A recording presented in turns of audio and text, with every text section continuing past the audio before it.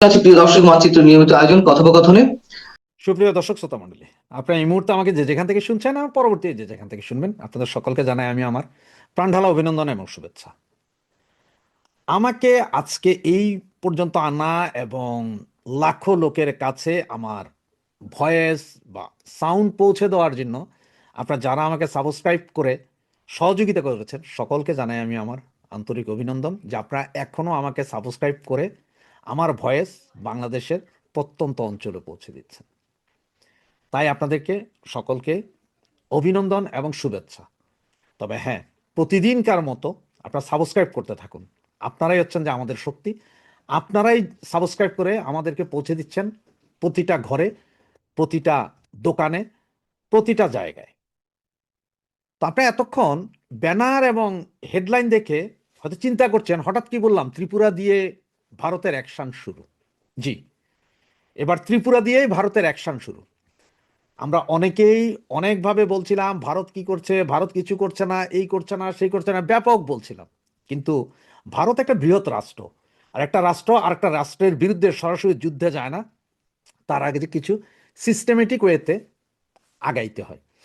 যেমন আপনাদের একটা কথা বলি, এই যে এক্সাম্পল একদম এখন নর্মাল, যে ভেনিজুয়েলার এই কাহিনীটা দেখেন, বাংলাদেশের শেখ হাসিনার কাহিনীটা দেখেন। ভেনিজুয়েলার এই হুগো চেভেজকে ধরার আগে সেখানে নোবেল দিয়েছিলেন, জাস্ট 1 মাস আগে একজনকে নোবেল দিয়েছেন যার নাম কি মাচো দা নাকি, আল্লাহ মাবুদ জানে তার নাম, আমি উচ্চারণ করতে পারি না ভাই। তারে নোবেল দিয়ে সারা ওয়ার্ল্ড ওয়াইড এমন ভাবে তুলে দিলেন যে তিনি বিশাল একজন লোক। এরপরে এনারে ধরে নিয়ে গেলেন, মানে ওনারাই না বসাবেন, নোবেলের শেষ হবে। এর আগে মায়ানমারের সেই নেত্রী আং সাং সুচি, তাকেও সে।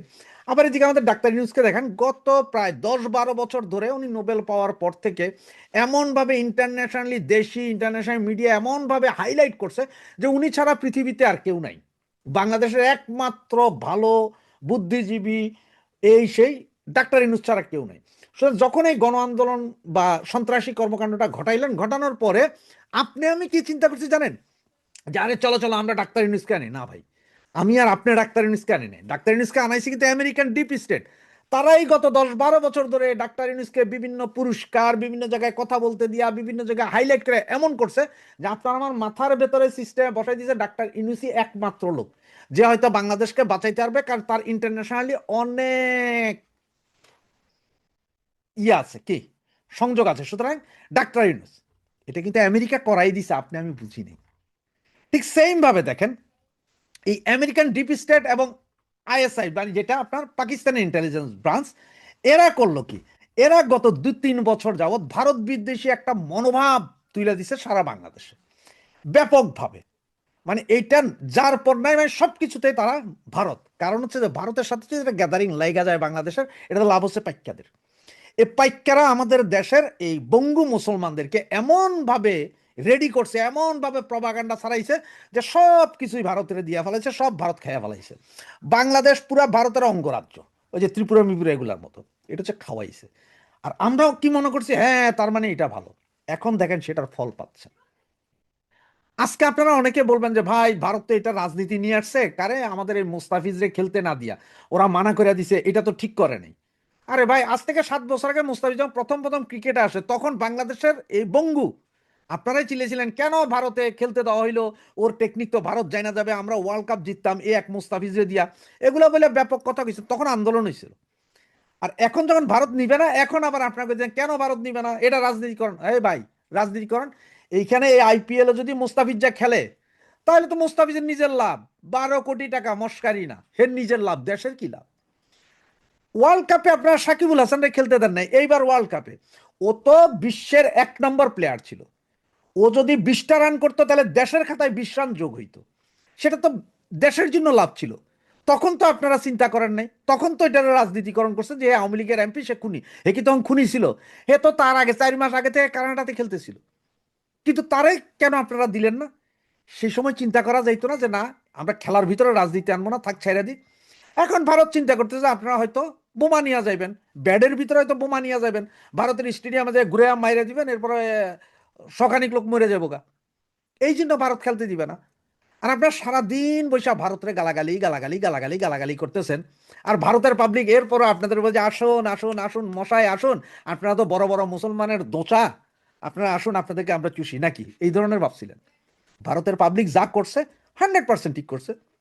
আপনারা প্রতিদিন এখানে ঘরে বৈশা ওই রাইতের বেলা বউয়ের লগে ল্যাংডা হইয়া চিন্তা করবেন যে সেভেন সিস্টার খাইয়া দিব, আর ভারত আপনাদেরকে খালি নম করব, এটা হবে ভাই? হবে না। এই জন্যই ভারত মোক্ষম জায়গায় লাগাই দিছে। এখন কি করবেন? আইপিএল আপনি চালাইতে দিবেন না? বাংলাদেশ চালাইয়েন না, সমস্যা কি? পাবলিক যারা খেলা দেখার তারা ভিপিএন লাগাইয়া দেখবে। এ ভাই ফ্রি ভিপিএন আছে হাজার হাজার, যে কোনো একটা দিয়ে দেখা যায়, কোনো সমস্যা নেই। ওয়ার্ল্ড কাপে আপনারা যাইবেন না, আপনারা শ্রীলঙ্কাতে চাইবেন, এমন আছে যে হয়তো ভারত কইব যে যাও যাও যাও শ্রীলঙ্কাতে যাই খেলা, অসুবিধা কি আছে? আপনি এখানে যাই খেলেন, আপনার খেলা ভারতীয় কোনো টিভি সম্প্রচার করবো না, ইন্টারন্যাশনালি অন্যান্য মিডিয়াও সম্প্রচার করবো না, আপনি পারলে শ্রীলঙ্কা থেকে যাই করেন। অবশ্য আপনার এটা একটা ভালো টেকনিক যে ভারতে খেলবেন না, কারণ বহুত বাঙালি বঙ্গুরা ভিসা তো যাইতে পারে না, কারণ সন্ত্রাসীরা যাইতে পারে না। এটা হচ্ছে মূল। তো এখন এই সেই কথায় যে ভারত কিভাবে আক্রমণ শুরু করলেন। দেখ গত কিছুদিন আগে মানে গত বছরের সম্ভবত মাঝামাঝি সময়ে আপনার সিলেট দিয়ে যে বর্ডারটা আছে সেই বর্ডারে রাত্রিকালীন একটা কারফিউ জারি করেছিল, সেটা এখনো বলবৎ। এরই মধ্যে গতকাল ত্রিপুরার এখানে 400 কত কিলোমিটার সীমান্ত আছে, দুর্গম নদী নালা খাল বিল পাহাড় পর্বত, এই জায়গায় ওনারা সান্ধ্যকালীন কারফিউ জারি করে দিয়েছে ভারত। মানে নোম্যান্স ল্যান্ড, 0 থেকে 500 মিটার পর্যন্ত সান্ধ্যকালীন কারফিউ। এতে কি হবে? সন্ধ্যা 6টা থেকে কারফিউ লাগবে ভোর 6টা পর্যন্ত। আর এই কারফিউ চলা অবস্থায় ওখানে যারাই পাবে, কারফিউতে কি আছে, দেখা মাত্র গুলির নির্দেশ, ফালাই দিবে, কারফিউ চলে। তার মানে এই কারফিউ চলার কারণে চোরাচালান থেকে শুরু করে যা যা ওই যে 2 নম্বরই করে আনতো ভারত থেকে, সব ব্লক করে দিল। এবং এই কারফিউ চলার কারণটা কেন দেখাইছে যে এই কারফিউ ওনারা দেখাইলো, ভারত যেটা বলতেছে সেটা হচ্ছে যে বাংলাদেশে বর্তমানে পাকিস্তানি গোয়েন্দা সংস্থা এবং পাকিস্তানি সন্ত্রাসী গোষ্ঠীগুলো এত বেশি বেড়ে গেছে যে এরা যে কোনো মুহূর্তে যে কোনো অকারেন্স ঘটাইতে পারে ভারতে যায় এইসব সীমান্ত দিয়া, মানে এই যে ত্রিপুরার ওই সাইড দিয়া সীমান্ত দিয়া বা সেভেন সিস্টার ওই সাইড দিয়া দুর্গম এলাকা আছে ওখান দিয়ে যায় ভারতের সন্ত্রাসী আক্রমণ চালাবে। এই জন্য প্রথমে কারফিউ জারি করলো। এগুলো কিন্তু যে আপনার কাশ্মীরের অনেক আগে থেকেই চলে সেম এই ঘটনা। এছাড়া আপনি দেখেন এই যে হিন্দুদেরকে মারা, এই যে দীপুচন্দ্র দাস, এরপরে আপনার আরেকটা হিন্দু ব্যবসায়ীকে ছুরি মেরে পরে আগুন জ্বালাই দিয়েছেন, গতকাল রাতে আবার আরেক হিন্দু মহিলার ধর্ষণ করে চুল কেটে গাছের সাথে বেঁধে রেখেছেন। এগুলা কিন্তু ভারত সব দেখতেছি, ইন্টারন্যাশনাল মিডিয়া কিন্তু নিচ্ছে।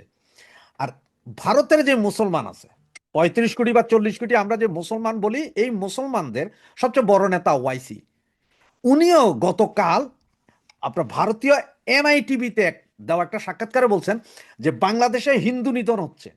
ভারতীয় সরকারের কাছে এই বৃহৎ মুসলিম নেতাও দাবি জানাইছেন যে এই বিষয়ে কথা বলেন, এবং উনি এইটাও বলছেন যে ভেনিজুয়েলা থেকে আমেরিকা যদি তুলে আনতে পারে তাহলে ভারত কেন পারে না। ইশারাটা কিন্তু বাংলাদেশের দিকে দিয়েছে। উনি কিন্তু মুসলিম নেতা, ওনারা মুসলিম ঠিক আছে, কিন্তু ওনারা ভারতীয়, বাংলাদেশের বঙ্গুদের মতন না। যেমন আপনার এইখানে যখন আপনার ভারত বিদেশি কথাবার্তা যখন বাংলাদেশে হয় তখন কিন্তু বাংলাদেশের হিন্দুরা কোনো কথা বলে না, কেমনে বলে, এটা বললেই পীড়া। কিন্তু ভারতে ওই জিনিস নেই। ভারতে বৈশা আপনার ভারত বিদ্বেষী কথা বলবেন, সেটা কিন্তু ভারতীয়রা মানে না। এটা হোক হিন্দু, হোক মুসলিম, হোক বৌদ্ধ, হোক খ্রিস্টান, এটা সবাই এক এক। তাদের কাছে আগে ভারত, পরে রিলিজন। রিলিজন আর দেশ এক জায়গায় করে না, যেটা আমাদের দেশে বঙ্গুরা মিলাইতেছে। অবশ্য আমাদের তো দেশই নেই, আমরা তো এখন পূর্ব পাকিস্তান আর পশ্চিম পাকিস্তান বাই বাইকে নিয়ে খেলা। তো ইন্ডিয়া এই যে খেলাটা শুরু করলো, এই যে কারফিউ জারি করলো, এই কারফিউর পরে কি হইতে পারে? কারফিউর পরে হয়তো এমনও হইতে পারে যে আস্তে আস্তে আমাদের এখানে ওই যে যেগুলো পাঠায় মাল, চাইল ডাইল আটা লবণ তেল, এগুলো বন্ধ করতে পারে। অর্থনৈতিক একটা বড় অবরোধও আসতে পারে, সেটাও এসে যেতে পারে। এবং এটা হয়তো 2 মাস 4 মাস 6 মাসের ভেতর আসতে পারে। দেখেন আপনার ভারতের পররাষ্ট্রমন্ত্রী এসে তারেক জিয়ার সাথে কথা বলে যাইয়া 3 দিনের দিনই কাম ঘটাই দিল। উনি কিন্তু ভারতে যাওয়ার পরে পররাষ্ট্রমন্ত্রী জয়শঙ্কর, উনি ভারতে যাওয়ার পরে একটা কনফারেন্সে মানে স্টুডেন্টদের সাথে একটা কনফারেন্সে বলছিলেন ভালো প্রতিবেশী খারাপ প্রতিবেশী, ইঙ্গিতটা কিন্তু বাংলাদেশ এবং পাকিস্তানের জন্যই, দুই প্রতিবেশীর জন্যই দিয়ে দিয়েছে। এইদিকে যতটুকু জানা গেছে চায়না থেকে যে মালামাল কিনছিল অস্ত্রশস্ত্র বাংলাদেশ, সেটা নাকি বাতিল করে দিয়েছে। তো ভারতীয় অ্যাকশন শুরু হয়েছে, যদিও আসছে। আপনার মনে রাখতে হবে যে স্লোলি আস্তে আস্তে করবে, হোমিওপ্যাথিক ডোজের মতন। হোমিওপ্যাথিক দেখেন না, প্রথমে বাড়ায় পরে আস্তে আস্তে কমায় এবং ফুল একদম চিরতরে নিঃশেষ করে দেয় যে কোনো জিনিস। হোমিওপ্যাথিক ওষুধ ভারত সেম একই ডোজ দিবে আপনাদের আস্তে আস্তে। এখন কারফিউ, এরপরে হয়তো বিদ্যুৎ বন্ধ করবে, এরপরে গঙ্গার পানি বন্টন চুক্তি এটা ঝুলা যাবে গা, তিস্তা তো ঝুলে আছে, আরো 4-5টা নদী যা আছে এগুলো আস্তে আস্তে ঝুলা যাবে। মানে আপনাদের বাতে মারবে, পানিতে মারবে, ল্যাংটা করে কাপড় চোপড় ছাড়াও মারবে, এমন অবস্থা বঙ্গুদেরা করবে যে আপনারা দেখা থাকেন। শুরু হচ্ছে ভারতের খেলা, শুরু হয়ে গেছে, সেটা দেখতে থাকেন। পরবর্তী টার্গেট কে কে। আসসালামু আলাইকুম রহমতুল্লাহি ওয়াবারাকাতুহু। সম্মানিত দর্শক, রাজনীতিতে পুরনো ফ্যাসিবাদ নতুন করে ফিরে আসার আতঙ্ক, কিংবা সেই যে বাকশাল 1975-এর যে বাকশাল, সেই বাকশাল কি আবার নতুন করে ফিরে আসছে, অথবা এই ডক্টর মোহাম্মদ ইউনূস সরকার ক্ষমতা আসার পর একটি বক্তব্য বেশ জনপ্রিয় হয়ে পড়েছিল সামাজিক মাধ্যমে। সে বক্তব্য ছিল যেই লাউ সেই কদু। এই বিষয়গুলো নিয়ে আলোচনা করবো আজকের এই ভিডিওতে।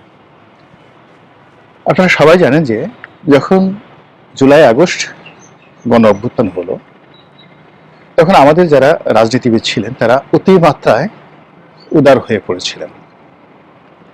এর কারণ হলো যে এই বিপ্লব পরবর্তী ঘটনা গণ অভ্যুত্থান, এটা রাজনৈতিক দলগুলোর জন্য ছিল একেবারেই অকল্পনীয় একটা বিষয়।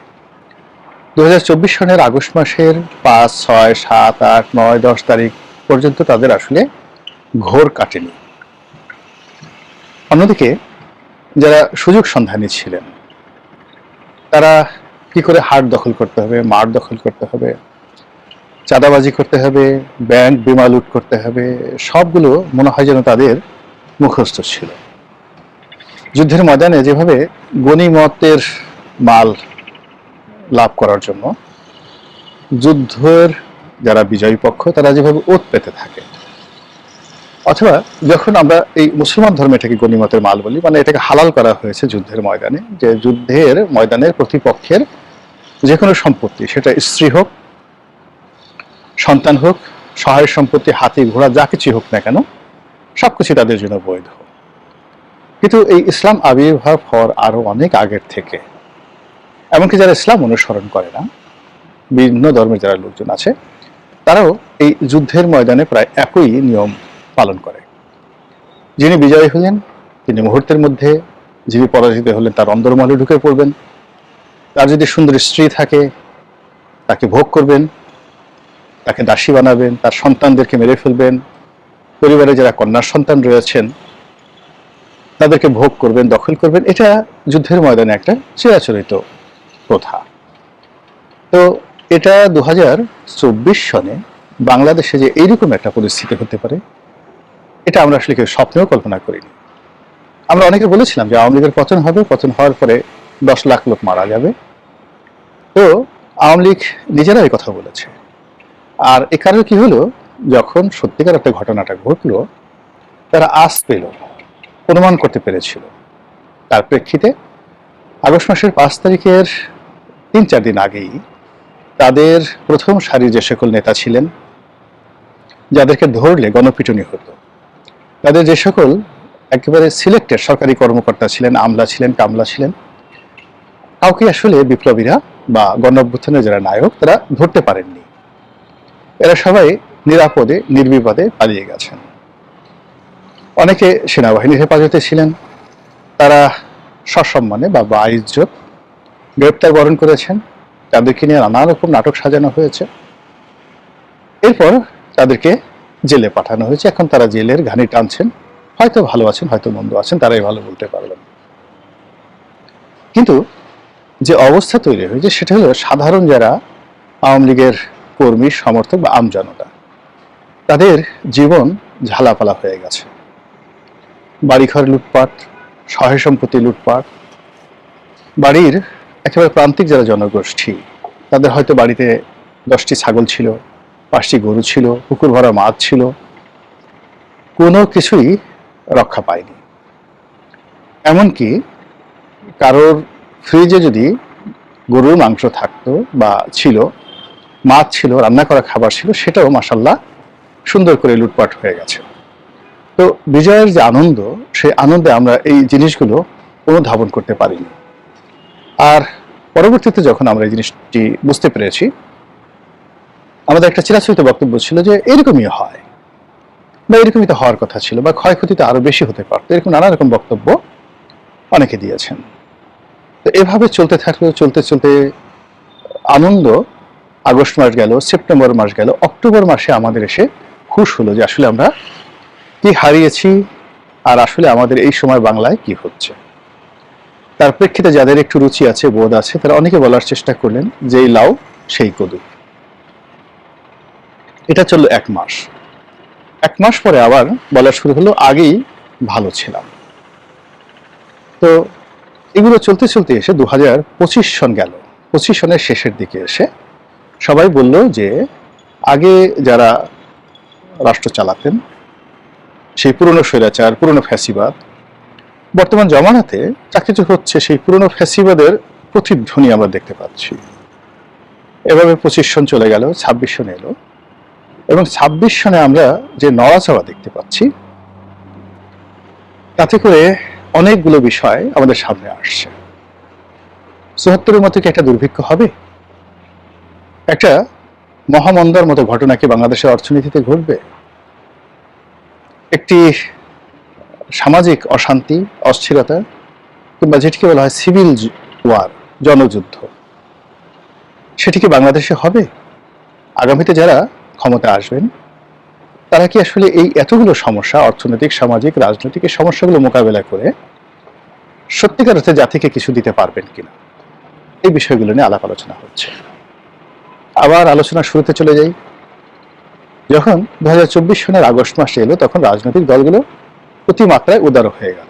উদার হয়ে গেল এই কারণে যে তারা যা কিছু পেল বা পেয়েছিল, তার জন্য তাদের ওরকম প্রস্তুতি ছিল না। একদম যেটিকে বলা হয় ইংরেজিতে আনএক্সপেক্টেড ইভেন্ট ঘটে গেল। রাতারাজি প্রজা রাজা হয়ে গেল, রাজা প্রজা হয়ে গেল। এই অবস্থায় খুব মানুষ অনেকে হাসাহাসি শুরু করলো, অনেকে কুলাকুলি শুরু করলো, অনেকে মনে আনন্দে যাকে পায় তাকে জড়িয়ে ধরে, চুম্বন দেয়, যেখানে সেখানে অতি প্রাকৃত বিষয়গুলো দেখে, যেখানে সেখানে তারা আল্লাহর নিয়ামত, কুদরত এগুলো খুঁজে বেড়াতে থাকলো। ওই সময়টিতে অনেক রাজনৈতিক যারা নেতৃবৃন্দ রয়েছেন, তারা প্রতিপক্ষকে কেউ ক্ষমা করে দেওয়ার চেষ্টা করলো বা বলল। পরবর্তীতে চারিদিক থেকে যখন লোকজন হই হই রই রই করে উঠলো, তারা বললো যে না, আসলে এইভাবে আমরা বলিনি, আমরা অন্যভাবে বলেছি।